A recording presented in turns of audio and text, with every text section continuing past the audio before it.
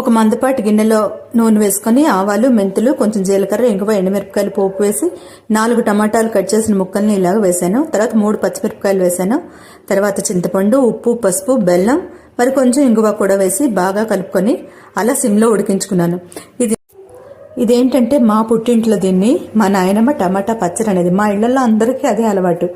అంటే నిజానికి ఇలా చేసింది ఏదైనా సరే కూర అనాలి కదా, ఇంట్లో ఉడికించిన పచ్చడి అనేవారు. నాకు ఆ తర్వాత అర్థమయ్యేది కాదు. మా అత్తవారింట్లో మాత్రం టమాటా కూరనే అంటారు.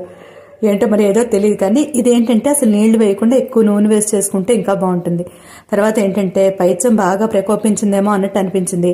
అందుకే పాత ఉసిరికి పచ్చడి తీసి అందులో పోపు వేసుకొని పెట్టుకున్నాను. నేనైతే దీంతో తిన్నాను పూర్తిగా. నిజానికి ఉసిరికి పచ్చడి ఎంత మంచిదో, పాత ఉసిరికి పచ్చడి ఇంకా మంచిదండి. సుమారు ఇది 3 ఏళ్ల కిందటిది. ఆ తర్వాత నుంచి సరిగ్గా ఎవరు తినక పెట్టడమే లేదు నేను.